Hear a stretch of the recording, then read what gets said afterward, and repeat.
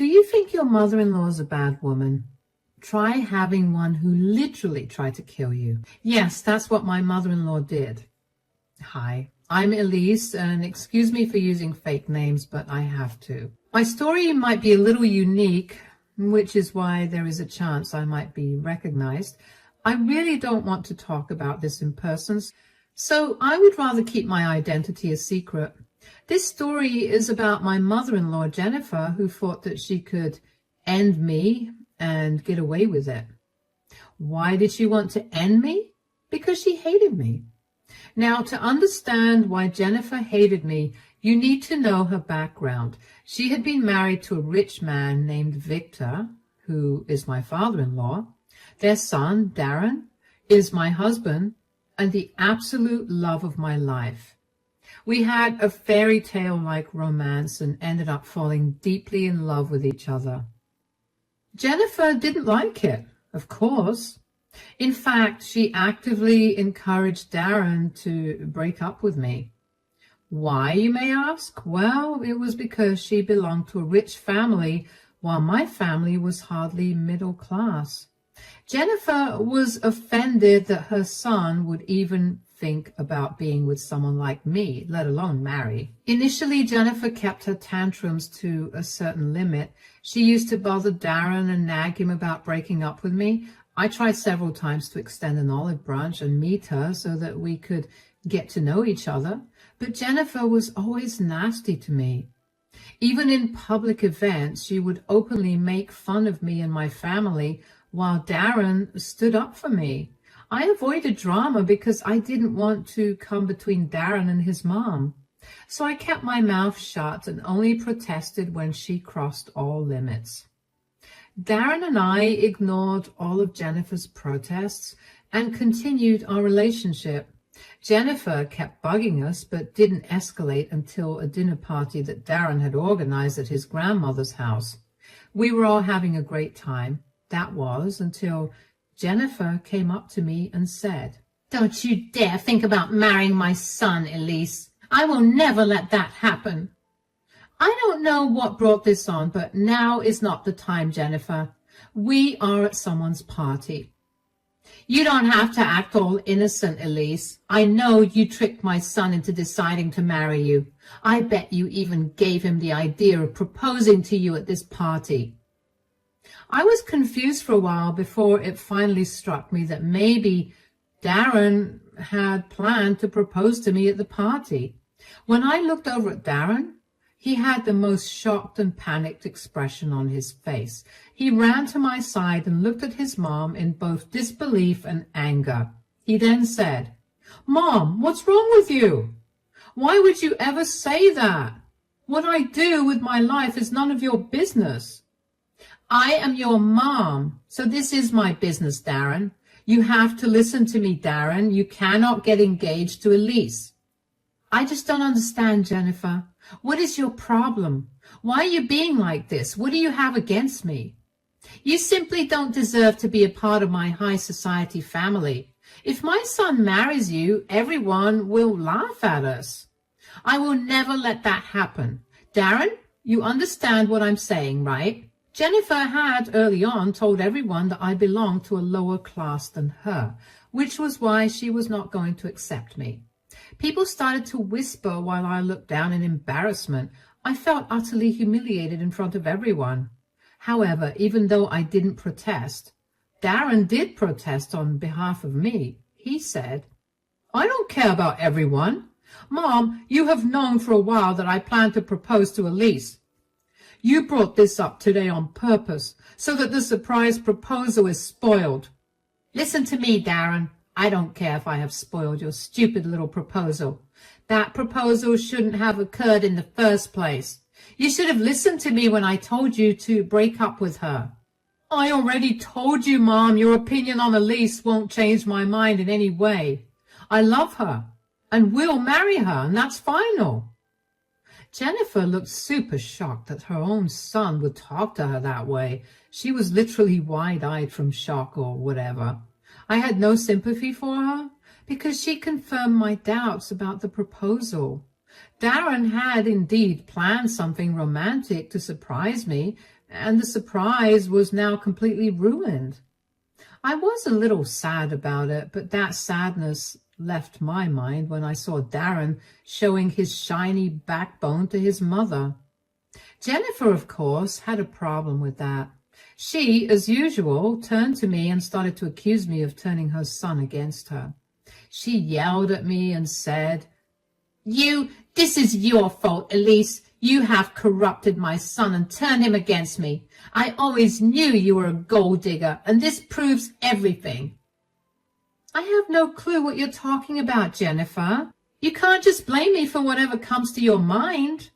My son was such an established gentleman. He would have never raised his voice at his mother in the past. But you came into his life with your low-class behavior and spoiled his manners." "If that's what's happened, Jennifer, I think I did Darren a favor.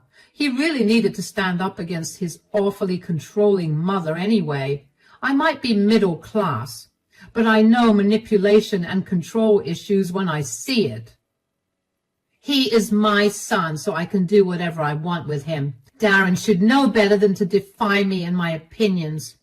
"Well, you were not the one getting married, so I don't see how you get an opinion. Anyway, I think you should let Darren decide what he wants to do with his life. I will not let him ignore me and run our reputation to the ground. Darren, you are going to stop this madness and leave this ridiculous woman who has no place in our household." Jennifer looked at Darren and was still expecting him to agree with her. This delusional woman thought that she could just walk in and demand our breakup. As if Darren hadn't already made his intentions clear to her. I swear the woman was acting absolutely crazy. Very unsurprisingly, to all of us except Jennifer, Darren refused her demand and said, "You already know what I'm going to say, Mom. I am not leaving my girlfriend, who will soon be my future wife." "You are being childish and immature, Darren. Just break up with her, and I promise we will never talk about this again. If you are so lonely, I will find a nice woman for you from among my friends' daughters. You don't need to marry a low-class woman just because you need someone." "I don't just need anyone, Mom. I need Elsie in my life. I'm done having this conversation with you. You kept insulting my girlfriend, and she didn't even insult you back. You have been exceptionally mean to her, and I won't put up with your behavior." Darren then took my hand and we walked out of the party. Jennifer looked really furious that her precious son was walking away from her too, with a middle-class woman. She took that personally, and I realized then that Jennifer would never accept me as her daughter-in-law. It was a sad thing, but I didn't dwell on it too much. She wasn't exactly a good person, so I wasn't rushing to have a relationship with her. It was better this way. Soon after the party, Darren proposed to me. He actually had a separate surprise party with close friends and proposed to me in front of them. I was over the moon because I had been waiting for the proposal. I won't lie to you guys, but I was afraid that Darren would change his mind after the little tussle we had with Jennifer. I had expected him to take some more time to reconsider everything and maybe then propose. But Darren is a committed guy and decided not to put off the engagement just because his mother acted like a child and spoiled everything. Darren quickly took action and came up with a brilliant plan that made me very happy. I didn't think twice before accepting his proposal. He is truly the love of my life, and I know I want to spend the rest of my life with him. Victor was also present at the party and looked really happy to see us engaged. However, when Jennifer discovered the engagement and the fact that she was excluded from it, she went absolutely crazy. She kept calling and texting Darren about how disappointed she was, among other things. He ignored all forms of communication from Jennifer because she was being mean to me again. Eventually, Jennifer changed tune and started to beg Darren to talk to her. Darren was still not having it, but one day, Victor came to our place and said, "I think you guys know why I'm here. I hope we can talk about I believe you're here to speak on behalf of Mom. Yes, Darren. Look, I know that what she has done is wrong, but she's willing to make amends. She has been miserable and really wants to talk to you, son. Too bad she didn't think of this when she was busy dissing my love life. I don't know if I want to talk to her, Dad. Your mom made a mistake, and now she's repenting. Please at least give her a chance to make things right. Elise, what do you say? Do you think Jennifer deserves one last chance? I guess you're right, Victor. If you say that she's willing to change, we should at least hear her out. We can do this much for you, at least. I convinced Darren to talk to his mom only because Victor requested it. He's a good man and really respects me, so I couldn't drop his word. Besides, he was right. Jennifer did deserve another chance. So Darren, Victor, and I came up with a way to talk things out. We weren't ready to face Jennifer in person, so we arranged a conference call from our homes. As soon as we made the call, Jennifer was on the screen with tears in her eyes. Darren looked at her coldly while I wasn't sure what I should do. And Darren said in a cold voice, Dad told us that you wanted to talk. What do you want to talk about, Mom? Son, I really don't want to lose you. Let's talk about this, okay? I'm sure we can come to an understanding. No, Mom, you will come to a compromise, not me. I did my best to make sure you two get along, and Elise has done enough as well. You are the one who kept demeaning her and insulting her, and this is all your fault, Mom. That's why we stopped talking to you. Are you really going to cut off your mom, Darren? You are the only child I have. How will I manage to live without my only son? Then you better change your stance. Mom, if you want to have your son in your life, you will have to treat Elise with the respect she deserves. You need to accept Elise as your daughter-in-law and try to have a relationship with her. That is impossible, Darren. I have told you a lot of times that I cannot degrade myself to mix with your stupid girlfriend. Jennifer was back throwing a tantrum, and we knew talking to her would be useless. We had only agreed to have the video call with her because Victor begged us to. If it wasn't for Victor, we would have had very limited contact with Jennifer, and the video wouldn't even be happening. Jennifer disregarded these little details and kept on throwing a tantrum. And that's when my father-in-law finally stepped in and angrily said, That is enough, Jennifer. You are acting like a total child. I had to go to great lengths to convince Darren and Elise to hear you out. Now I'm starting to regret my decision. What you are doing now is absolutely unacceptable. But Darren is the one being unreasonable, Victor. He wants me to accept Elise as his wife when I made it clear that I don't consider her a part of our family. In that case, you can say goodbye to your son, Mom. Like I said, I will not tolerate you constantly degrading my wife. I'm getting sick and tired of you, Jennifer. You are not the only person who gets to decide who becomes a part of the family. I wholeheartedly accept Elise, and so will you, if you don't want to lose your son. Jennifer knew that she had been cornered. She didn't have a single person on her side. No one agreed with her vain perspective and were literally asking her to make things right if she wanted a relationship with her son. Her own husband was now getting mad at her and demanding that she act like a mature, reasonable person. So in the end, Jennifer relented and said, Fine. If that's what everyone wants, I will try to have a civil relationship with Elise.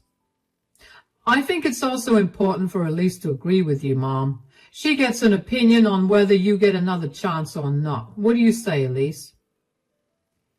I am willing to look past everything and start afresh too. I know how much Darren loves you and you love him. I can do this much for him, but I need an apology from you before we start everything fresh.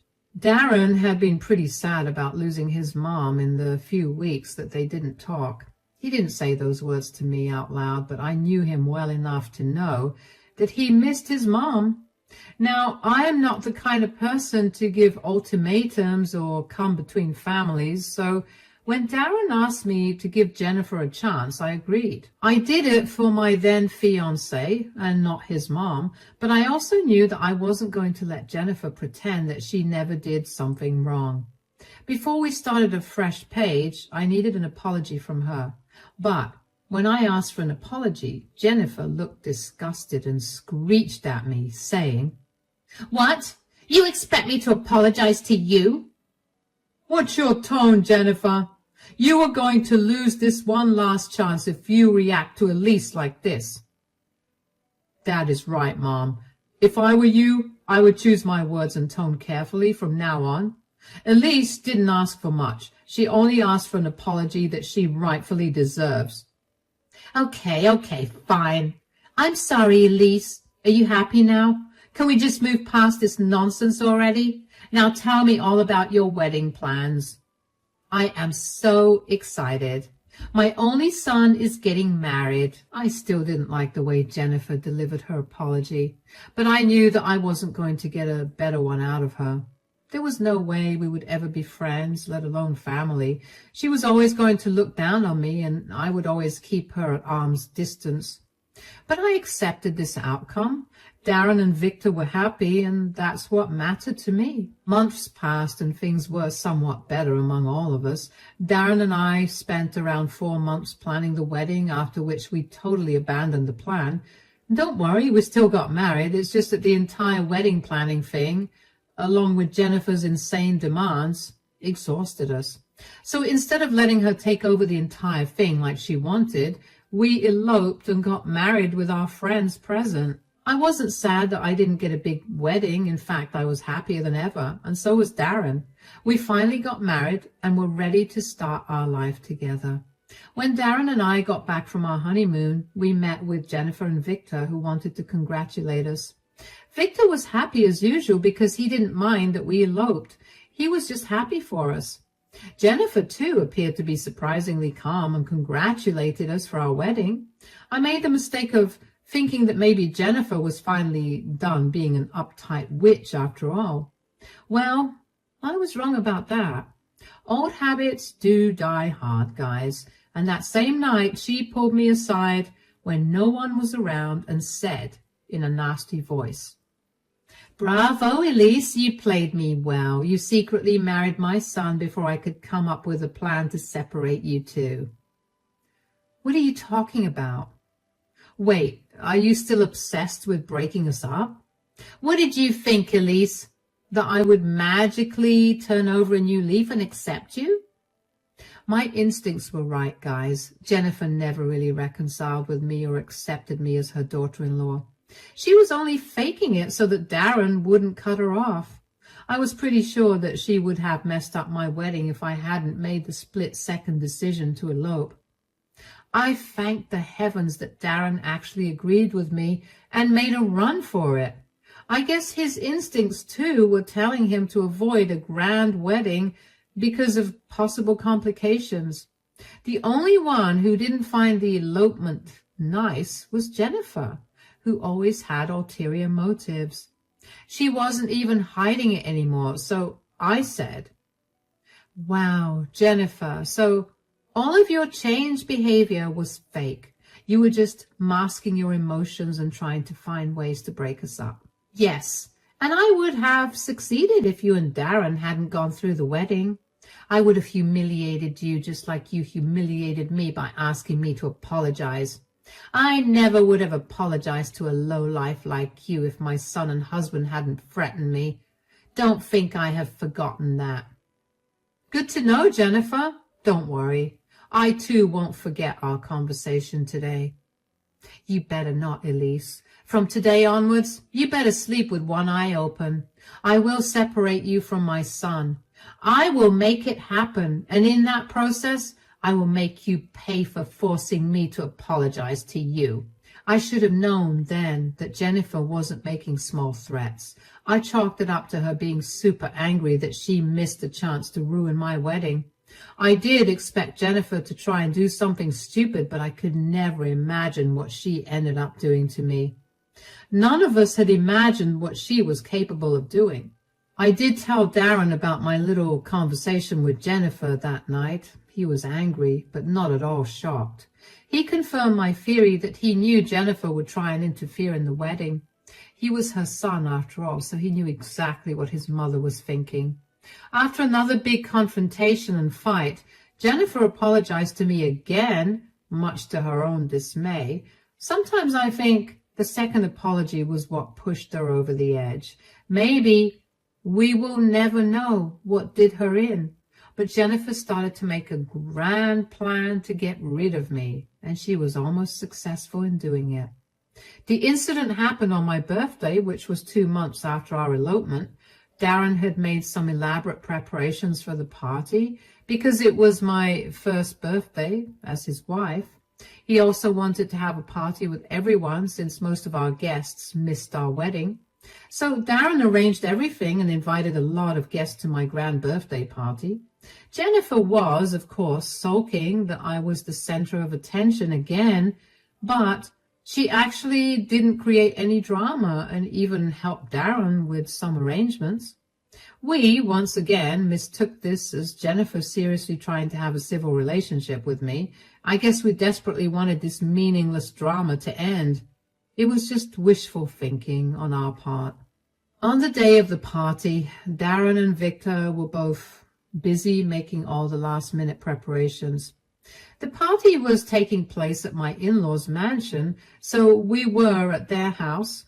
I was already dressed up and ready to party. The guests were already coming, and I was a little nervous because there were a lot of people I hadn't met before. And just when my nerves were getting the best of me, Jennifer appeared out of nowhere with 2 cups. She handed me one and said, "Drink this up, Elsie. You look like you need it." "What is this, Jennifer?" "Are you blind, Elsie? It's coffee. You look really nervous, and I don't want you going out like this. I have a reputation to keep, and I don't want you to make a mess of yourself." "That was really rude, Jennifer, but thanks. The coffee really would help." "Then what are you waiting for, Elsie? Drink it up already." I didn't want my anxiety to get the best of me, so I started to drink the coffee that Elsie offered me. When I sipped it the first time, I felt like it tasted a little off. It was too bitter for my liking, and then again, it was black coffee, so I didn't think much of it anyway. I kept drinking the coffee to calm my nerves, but somehow it made me feel really weird, and that's when I noticed Elsie, and that's when I noticed Jennifer smirking at me. She said, "How's the coffee, my dear daughter-in-law? I'm sure it's pretty good." "What have you done, Jennifer?" "You never should have taken the coffee I gave you, Elsie. Who is going to save you now? Maybe I will be finally able to take you away from my son. Did you really think you would get away with stealing him?" "Oh my God, why do I feel this way? What did you add to my coffee?" Those were some of my last words to Jennifer before I felt my throat closing up. I immediately knew what it was. I was going into an anaphylactic shock. Jennifer had definitely mixed something in the coffee she gave me. I wasn't exactly in the condition to make sense of what she may have added. I could only feel my throat swelling up and choking me. I struggled for help and watched Jennifer laugh at me. Then I think I had lost consciousness because I didn't remember anything else. I woke up in the hospital probably the next day. I was so groggy at the time that I barely remember what was going on. I found myself in a hospital bed. A doctor and nurse stood over me and were examining me.